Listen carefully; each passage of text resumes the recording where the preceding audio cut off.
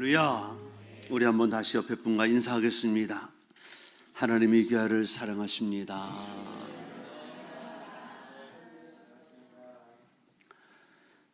계시록 말씀을 1장부터 계속 강의하고 있습니다. 오늘은 19장, 이제 거의 마지막까지가 다 왔죠. 19장 11절로 21절까지 말씀을 본문 삼아서 병마를 타고 오신 예수님, 이런 제목으로 이 시간 주시는 하나님의 은혜를 받고 나누겠습니다. 계시록 말씀은 누누이 말씀드리지만 처음 듣는 분들은 많은 상징과 비유로 되어 있기 때문에 이해가 쉽지 않죠. 그래서 반드시 해석이 필요하고, 또 해석해서 말씀을 드리며 삶에 적용하는 것까지 말씀을 드려야 되는데, 오늘 말씀도 우리 가운데 은혜가 있을 줄 믿습니다. 졸음을 주는 악한 영은 예수님에 떠나갈지어다. 말씀을 집중하시면 하나님께서 큰 은혜를 보여줄 줄로 믿습니다. 오늘 말씀을 통해서 주님께서 우리를 심판하시는 것이 아니라 오히려 구원받아서 우리가 어떤 잔치에 참여하는가를 깨닫고, 또 그런 잔치, 하나님이 보신 그 잔치에 소망을 갖는 저와 여러분 되시길 축복합니다. 첫째로 오늘 말씀은 심판하신 예수님의 모습에 관하여 우리에게 말씀하고 있습니다. 오늘 11절에 보시면 세상을 심판하는 주님의 이름을 충신과 진실이다, 이렇게 표현하고 있어요. 예수님의 이름이 참 많은 것 같아요. 어저께 성경을 찾아보다가 성령님에 관한 칭호를 찾아보니까 약 30가지가 정도 되더라고요. 주님의 이름도 참 많이 있죠. 주님의 이름도 많은 이름으로 불려지고 있습니다. 세상을 심판하는 주님의 이름을 충신과 진실이라고 말씀드리는데, 오늘 11절 말씀 같이 볼까요? 또 내가 하늘에 열린 것을 보니 보라, 백마와 그것을 탄 자가 있으니 그 이름은 충신과 진실이라. 그가 공의로 심판하며 싸우더라. 아멘. 여기 충신이라는 헬라어 단어는 피스토스인데 신실한 자 또는 충성된 자, 이런 뜻을 가지고 있습니다. 또 진실이란 헬라어로 알레디노스인데 이 말은 참된 자, 진정한 자, 이런 뜻입니다. 그러니까 예수님은 이 땅에 오셔서 하나님의 뜻대로 신실하게 하나님 백성들에게 또는 하나님을 대적한 자들에게 심판하시는 분, 이렇게 해석하면 되겠습니다. 그래서 우리 주님은 신실하신 분이시고요, 변함이 없으신 분이시고, 또 앞으로 있을 재림과 심판, 우리의 부활을 신실한 주님이 말씀했기 때문에 믿어야 될 줄로 믿습니다. 민수기 23장 19절 말씀은 다 아시는 말씀이죠. 하나님은 사람이 아니시니 거짓말을 하지 아니하시고 인생이 아니시니 후회가 없으시도다. 어찌 그 말씀하신 바를 행하지 않으시며 하신 말씀을 실행하지 않으시랴. 그래서 저와 여러분들이 하나님 말씀 읽을 때 레말 말씀으로 주시는 말씀들을 붙잡고 기도하면, 또 그렇게 살면 하나님 반드시 그 축복의 약속의 말씀을 우리의 삶 속에 이루신 줄로 믿습니다. 이사야서 55장 11절 말씀도 한번 같이 읽어볼까요? 시작. 내 입에서 나가는 말도 이와 같이 헛되이 내게로 되돌아오지 아니하고 나의 기뻐한 뜻을 이루며 내가 보낸 일에 형통함이니라. 아멘. 주님의 입에서 나온 말씀은 다 그대로 이루어진다라는 거죠. 우리 창세기를 보니까 하나님이 천지를 창조하실 때 말씀하시는 그 말씀대로 다 이루어지잖아요. 그대로 이루어집니다. 그게 주님 보시기에 심히 보기에 좋았더라, 주님 말씀하시죠. 또 세상을 심판하는 주님의 눈은 불꽃과 같다, 이렇게 말씀해요. 12절을 봅니다. 12절 보면 그 눈은 불꽃 같고, 그 눈이 불꽃 같다. 불꽃 같다는 표현은 뭘까요? 모든 사물과 사람의 마음과 생각을 꿰뚫어 보시는 그런 눈이신 거죠. 그래서 오늘도 우리가 이 자리에서 예배를 드리는데 우리의 마음과 생각을 다 감찰하십니다. 사람들은 사람들을 잘못 볼 수 있고 상황을 잘못 볼 수 있어요. 그러나 하나님은 바로 볼 수 있고 정확하게 볼 수 있어서 우리를 심판하신 주님이 될 수 있다는 거예요. 오늘날 많은 재판관들, 판사들이 잘못 심판할 수 있어요. 그러나 하나님의 심판은 의로우시다. 할렐루야. 그분은 정확하게 모든 것을 공정하게 볼 수 있는 눈이 있고 꿰뚫어 보는 눈이 있기 때문에 그 판단이 공의롭다라는 거죠. 또 그 예수님의 머리에는 많은 면류관이 있다고 말씀해요. 머리에는 많은 관들이 있고 왕관을 연상시킵니다. 세상의 모든 왕들보다 무수히 많은 권세를, 더 높은 유일한 권세를 가졌음을 표현하는 말씀입니다. 여러분, 그러나 예수님이 이 재림주로 오실 때 이 머리에 관 쓰시기 전에 2000년 전에 그 고난받으신 예수님 머리는 어떤 관이 쓰여져 있었을까를 생각해 봅니다. 오늘 성찬주일인데 우리가 성화를 보면 예수님의 모습이 깨끗하잖아요. 가시관을 쓰시고 십자가 달린 모습이 고통스럽지만 또 하체에는 수건 같은 것이 이렇게 가려져 있잖아요. 그러나 2000년 전 예수님이 달리신 그 십자가, 우리 이스라엘 갔다 왔지만 그 골고다 언덕에 세워진 십자가 예수님은 그렇게 깨끗하게 보여진 예수님이 아닙니다. 두피가 찢어져서 출혈이 돼서 온몸에 흘리고 등에 채찍 맞은 자고 양손 양발에 대못 받으시고 그 예수님이 영광의 면류관을 쓰시게 되는 고난의 가시관을 쓰신 거예요. 제가 이스라엘 가가지고 그 선교사님 인도하래 그 이스라엘 땅에는 팔레스타인 지역에 있는 가시나무, 예수님 면류관 썼던 그 가시관 썼던 그 가시나무를 찾아서 가시를 보니까 우리나라 아카시아 가시는 길어봤자 2cm. 근데 거기는 4, 5cm가 넘어요. 제가 손으로 부러뜨리려고 했는데도 안 부러져. 이건 철사보다, 쇠보다 더 강한 것 같아요. 그런 것들을 층층 감아가지고 관을 만들어가지고 머리에 쓰게끔 왕관처럼 만들어서 머리에다 씌우는데 성경을 보면 막대기로 짓눌렀다는 거예요. 손으로도 한 게 아니라 막대기로, 자기도 찔리니까 막대기로 다 짓눌렀으니 두피를 찢고 들어가잖아요. 그 가시가. 그러니 출혈이 얼마나 많았겠어요. 막 온 얼굴이 다 피로 물들었겠죠. 그 피가 흘러내렸겠죠. 그러니까 예수님이 성화에 보는 거 깨끗한 것이 아니라 완전히 피로 물든 예수님이에요. 그래서 그 패션 오브 크라이스트 영화를 보면 정말 실감, 예수님이 정말 저렇게 고통받으셨겠다.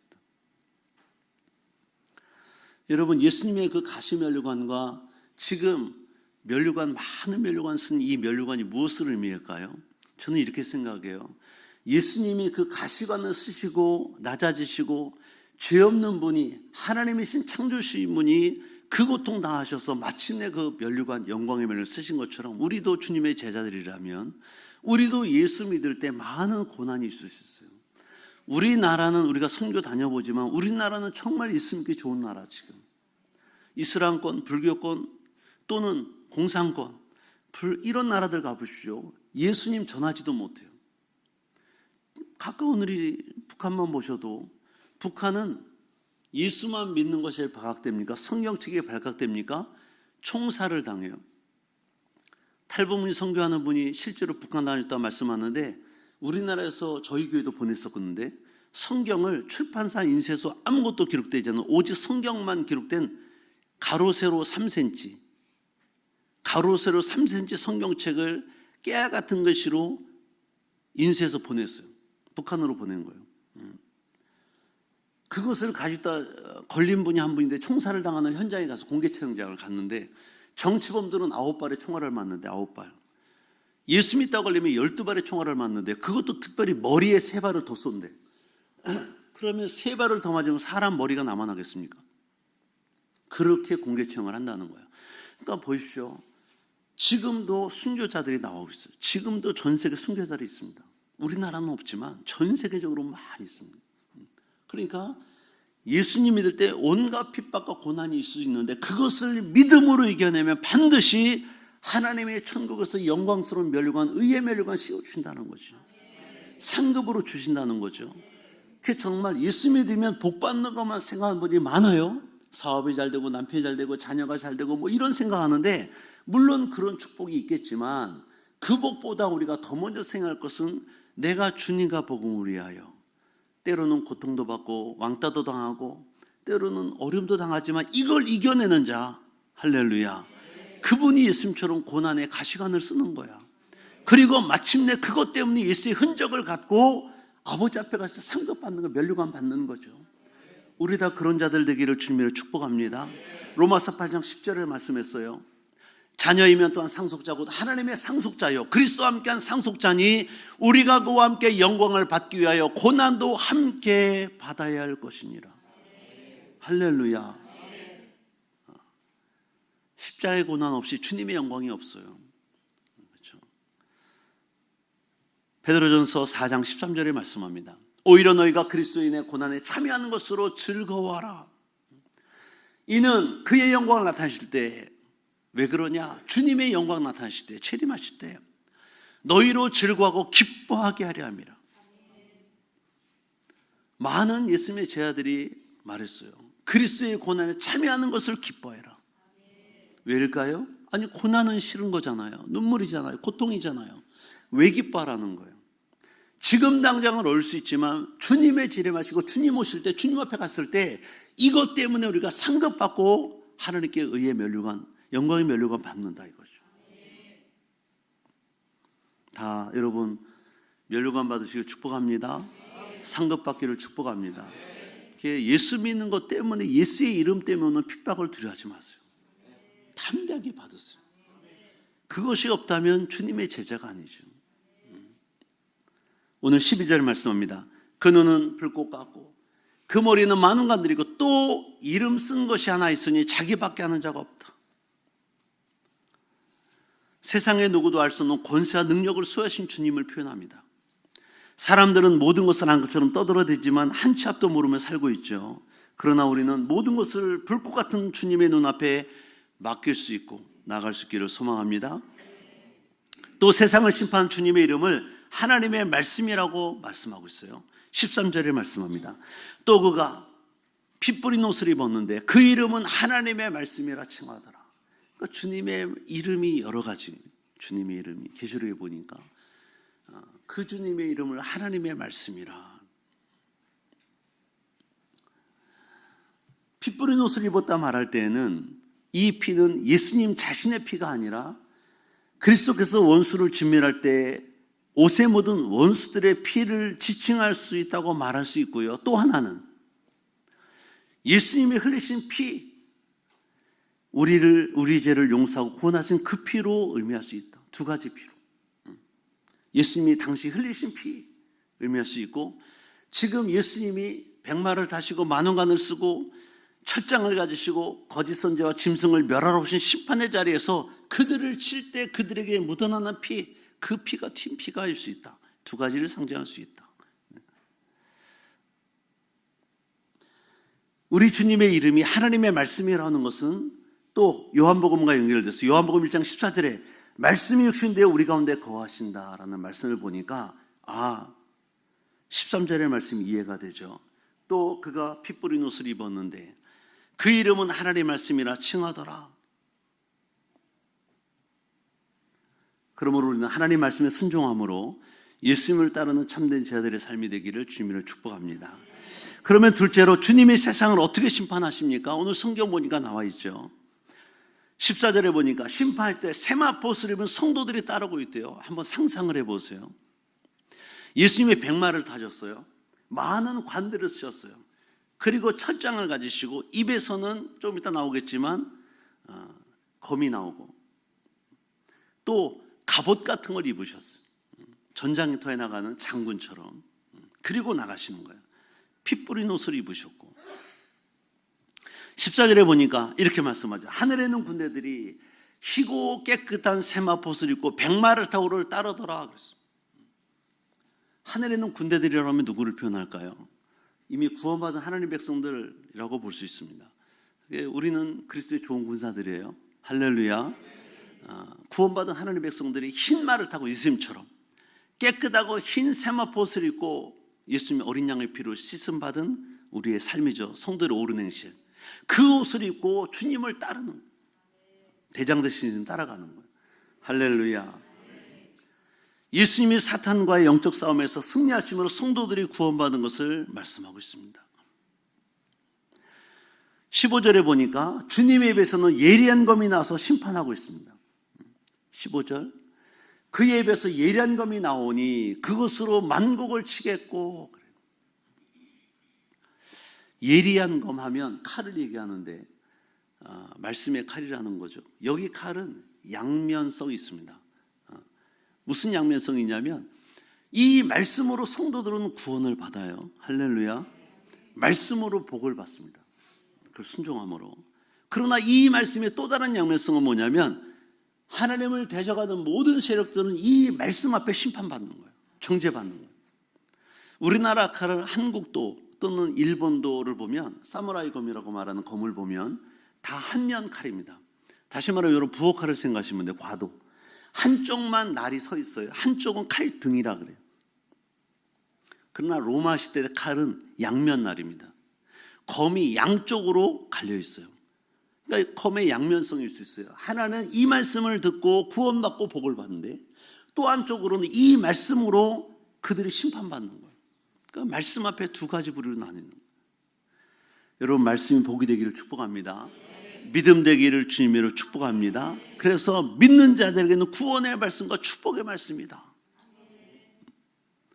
또 그들을 철장으로 다스린다. 이 철장은 뭐냐면 우리는 군대 옛날 고대 군인들이 싸우는 모습을 상상해 보면 방패, 창, 검만 생각하는데 화살만 생각하는데 그들이 갖던 쇠 막대기가 있어요. 쇠 몽둥이죠. 지금도 미국이나 우리나라 경찰 들어오면 경찰들이 쓰는 철봉, 3단봉 또는 막대기가 있습니다. 경찰봉이 있습니다. 이걸 가지고 이제 범인들을 제압하거든요. 그런데 그 당시 장군들을 보면 긴 쇠 막대기, 그것 가지고 적군을 물리치는 거지. 그런 것을 철장으로 표현합니다. 주의 말씀을 대적한 자들을 철장으로 다스리며 심판하신 주님의 모습을 표현하는 겁니다. 그리고 말씀하시기를 전능하신 이의 맹렬한 진노의 포도주틀을 밟겠다. 우리가 이제 포도주틀을 제가 얼마 전에 말씀드렸어요. 이스라엘에 가보시면 지금도 포도주틀이 있습니다. 큰 바위를 강대상 한 가로 세로 한 2, 3m 되는 바위, 반듯한 네모 반듯한 또는 동그란 바위 안을 파내요. 석공들이. 그 안을 파내 놓으면 그 안에 뭘 담을 수 있겠죠. 그리고 한쪽 맨 밑에도 구멍을 뚫어놔요. 한 이만한 구멍을 뚫어놓고 포도를 수확하면 거기다 다 쏟아부어요. 그리고 발을 깨끗하게 씻은 인부들이 들어가서 포도를 밟는 거야. 포도를 으깨는 거죠. 발로 밟으면 그 으깨진 포도즙이 그 밑에 구멍으로 나와. 그것들을 받아서 걸러서 포도주를 만드는 거예요. 그들은 빵과 포도주가 주식이었잖아요. 우리는 쌀과 물을 먹지만 그들은 빵과 밀가루빵이죠. 밀가루빵과 포도주가 주식이었습니다. 그러니까 이제 포도주를 그렇게 만드는 거야. 그런데 여기서 지금 전능하신 이의 맹렬한 진노의 포도주 틀을 밟는다는 표현은 마치 하나님을 대적하는 모든 짐승, 거짓 선지자를 따르는 무리들을 그 포도틀에 넣고 발로 밟듯이 진멸하는 표현을 이렇게 표현한 거예요. 완전히 눌려지고 집이 되는. 우리는 주의 말씀에 대적하여 파멸의 심판이 아니라 말씀에 순종하여 영생의 구원의 축복과 이 땅에서는 만 가지 복이 있기를 주님을 축복합니다. 또 주님의 옷과 다리에는 만왕의 왕이요 만주의 쓰라고 주라고 쓴 것이 보였다는 거예요. 16절을 보겠습니다. 같이 한번 읽어볼까요? 16절 말씀 있습니다. 시작. 그 옷과 그 다리에 이름을 쓴 것이 있으니 만왕의 왕이요 만주의 주라 하였더라. 예수님의 이름이 참 다양하게 나오고 있어요. 만왕의 왕이요 만주의 주다. 세상의 모든 왕들 등의 왕이다. 모든 주들의 주다. 주인이다. 만물의 주가 되신. 그러니까 예수님의 갑옷, 지금 이제 전장터에 나가서 최후의 심판이잖아요. 그래서 짐승과 거짓 선자들을 또는 대적한 자들을 다 물리칠 때 그 갑옷에 써 있는 이름, 그 이름을 보니까 만왕이여 만주의 주다. 그래서 모든 이들이 다 볼 때, 아, 저분이 누군지를 깨닫게 하는 거야. 야, 저 백마를 타고 만원간을 쓰시고 철장을 가지고 달리시고 그 성도들 앞에 가시는 그분이 만왕의 왕이시고 만주의 주시구나를 깨닫게 하는 거죠. 상상해 보셨나요? 저 설교 준비하면서 상상해 봤어요. 우리는 주님처럼 백마를 타고 하얀 말을 타고 하얀 빛나고 깨끗한 세마포를 입고 군대가 되어 주님을 따르는 그 모습을 상상해 봤고요. 앞에 앞서가시는 그 예수님 모습을 상상해 보니까 너무 멋있어요. 제가 화가 출신인데 한번 그리고 싶더라고. 주님의 모습을 한번 그리고 싶더라고. 참 멋있게. 그러나 짐승의 몸, 하나님을 대적한 자들의 몸에는 어떤 표현이 있을까요? 이미 보았지만 계시록 17장 3절에 보면 이렇게 표현되어 있어요. 곧 성령으로 나를 데리고 광야로 가니라. 내가 보니 여자가 붉은 빛 짐승을 탔는데 그 짐승의 몸에 하나님을 못 오가는 이름들이 가득하며. 겁이 없는 거죠. 그 짐승의 몸에는 하나님을 못 오가는 그 이름들이 가득했다는 거예요. 예수님의 몸에는 만왕의 왕이요 만주주라는 이름이 기록되어 있는데 그 짐승, 하나님을 대적하는, 예수님을 대적하는 그 짐승의 몸에는 하나님을 못 오가는 이름들이 가득했다. 몸에 표식을 한 거죠. 요즘에는 이제 그 몸에다가 이제 아름답게 하기 위해서 타투한다 그러죠. 타투. 문신이 타투라 그러죠. 타투. 뭐 미를 이쁘게 하기 위해서 한대요. 그러나 저는 아직 보수적인 생각이 있는지 뭐 옛날에 하신 분들이야 뭐 어떻게 하겠어요. 이건 옛사람의 흔적이야 뭐 이러면 할 수 없지만 안 했으면 좋겠다 하는 생각이 있고요. 뭐 해도 뭐 그렇게 뭐 성경적으로는 뭐 크게 뭐 할 건 없는데 구약에 보니까 이런 건 있더라고요. 살을 베지 마라 이런 표현이 있더라고요. 살을 베지 마라 이런 표현이 있으니까 저는 뭐 우리 크리스찬들은 다 이미 안 믿는 분들이 우리를 보실 때 성도를 볼 때 뭐 타투 안 하는 분들도 알고 있잖아. 이미 그렇게 보고 있으니까 안 하는 게 좋겠다라는 생각을 해요. 뭐 하신 분들이야 뭐 어쩔 수 없죠, 그죠? 과거 나의 옛사람은 이랬어. 뭐 나는 그러나 이렇게 새롭게 됐어. 이렇게 간증한 데는 쓰세요. 우리 몸에도 흔적을 가져야 되겠다. 흔적. 어떤 흔적? 예수의 흔적을 가져야 되겠다. 갈라디아서 6장 10절 보니까 사도 바울이 이런 표현을 했어요. 이후로는 누구든지 나를 괴롭게 하지 말라. 내가 내 몸에 예수의 흔적을 가지고 있다. 사도 바울의 몸을 우리가 보지는 못했어요. 상상은 할 수 있죠. 무슨 흔적이 있을까요? 아마도 예수님 전하다가 많은 매를 맞았잖아요. 빌립보 감옥에서도 많은 매를 맞았잖아요. 간수장이 나중에 몸을 닦아주고 치료해주잖아요. 매를 맞고 얼마나 40에 가만 매를 몇 번을 맞았잖아요. 태장을 맞고 몸에 흔적이 많았을 거예요. 김현보 안수사님, 그죠? 많은 흔적이 있었을 거예요. 등에도 다리에도 팔에도 막. 사도 바울이 그런 고백하잖아요. 짐승의 위협에, 강의 위협에, 강도 위협에 많은 위협을 당하잖아요. 그러니까 그런 짐승에게도 아마 물렸을 수 있잖아요. 이미 우리가 알지만 배가 파손됐어요. 유라굴로 광풍에 배가 파손되었을 때 그 원주민들이 말하는 그 뱀, 물리면 죽는 뱀에도 물린 자국이 있을 거예요. 로마로 가다가 압송되다가 물린 자국이 있잖아요. 그러니까 이런 것들 몸에 흔적이 있어요. 주님과 복음을 위해 살다가 흘린 흔적. 오늘 저와 여러분들의 삶에도 우리의 몸에도 흔적이 있으면 좋겠어요. 한번 생각해봐. 나는 예수를 전하다가 예수님 믿는 것 때문에 내 몸에 흔적이 있나? 생각해봐. 어떤 흔적이 있나? 없으면 만들기를 축복합니다. 저는 우리가 주 앞에 갔을 때, 우리가 주님과 멀리서 정말 힘쓰고 애쓸 때, 남모르는 눈물과 그 흔적들을 가지고 아버지 앞에 보여드릴 때 하나님이 우리를 보시고 어떻게 보시겠네요? 이뻐하지 않겠어요? 기뻐하지 않으시겠어요? 장목사도 저 여러분도 다 우리 교회가 하나님 앞에 섰을 때 이런 예수님을 믿던 그 예수님을 전하는 흔적이 우리 가운데 있기를 축복합니다. 그래서 사도 바울처럼 이런 고백이 있으면 좋겠어요. 내가 내 몸에 예수의 흔적을 지니고 있다. 얼마나 자랑스러울까요? 얼마나 그 고통받을 때 힘들었겠지.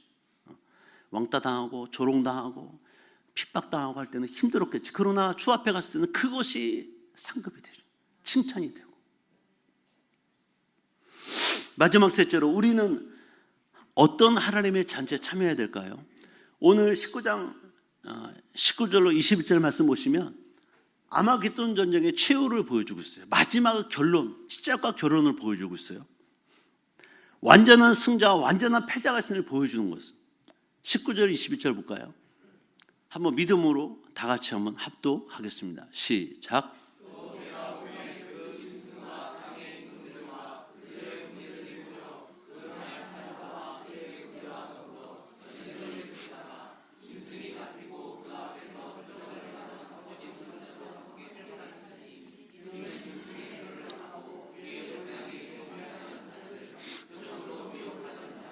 이들이 산채로 유황불에 못에 던져지고 그 나머지는 말탄 자의 입으로부터 나오는 검의 죽음에 모든 새가 그들의 살로 배불리더라.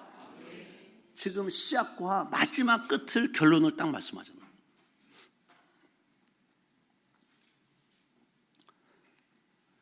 여러분 16장 16절 이미 우리가 봤는데 거기 보시면 아마겟돈 전쟁을 시작을 얘기하고 있어요. 세 영이 히브리어로 아마겟돈이라는 곳으로 왕들을 모으더라. 다 마지막 전쟁을 해서 모으고 있는 거죠. 이 장면이 나와요. 19절에 보시면 오늘 본문 내가 보매 그 짐승과 땅의 임금들과 그들의 군대들이 모여 그 말탄 자와 그의 군대와 더불어 전쟁을 일으키더라. 지금 이게 아마겟돈 전쟁이거든요.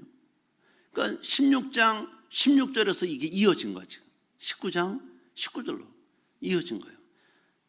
여기 말탄 자는 누굴까요? 예수님이죠. 그 군대 누굴까요? 아까 따르던 성도들이에요. 그들과 더불어 전쟁을 일으키는 거예요. 근데 이 20절 말씀 보시면 짐승이 잡히고 그 앞에서 표적을 해야 하던 거짓 선지도 함께 잡혔으니 계시록 13절 13절을 보시면 13장 13절을 보시면 그 짐승이 어떤 표적을 보는지를 보십시오. 큰 이적을 행하되 심지어 사람들 앞에 불이 하늘로부터 땅에 내려오게 하고, 여러분 이 불이 하늘로부터 땅에 내려오게 하는 표적은 하나님만 하시던 표적이에요. 아니 하나님이 하시는 엘리야의 제단에 불을 내리게 하신 분이 누구예요? 하나님. 아벨의 제단에 불을 내신 분이 누구예요? 하나님. 다 하늘로 불을 내 하나님이잖아요. 근데 지금 사단이 표적을 보이는데 사람들 앞에 불이 하늘에서 땅에 내려오게 한대요. 이 표적까지 행하는 거죠. 여러분 마지막 때는 악한 영들도 마지막 역사를 해요. 그래서 믿지 않는 사람들에게 미혹을 해요. 진짜 하나님인가 보다.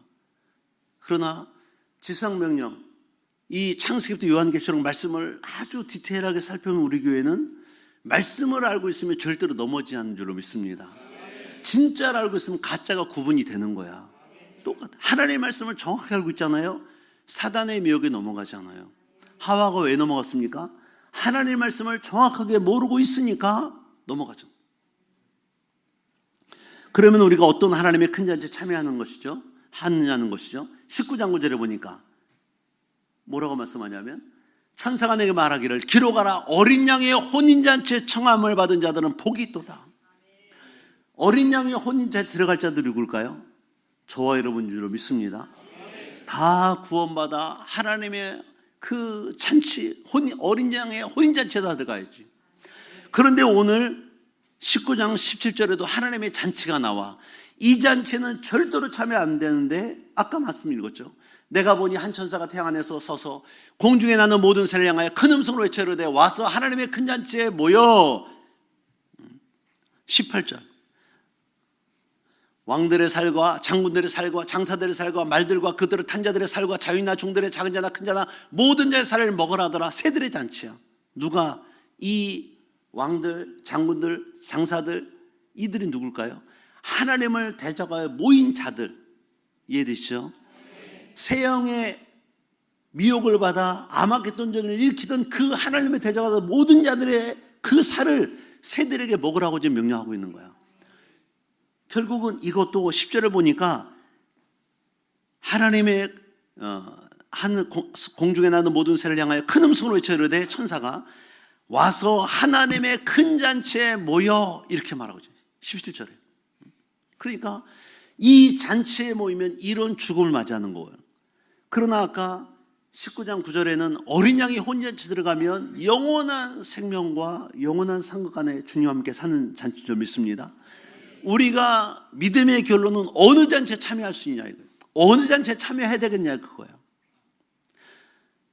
19장 9절처럼 어린 양의 혼인잔치에 참여해야 되겠습니까? 아니면 새들의 잔치, 하나님의 잔치에 참여해야 되겠습니까?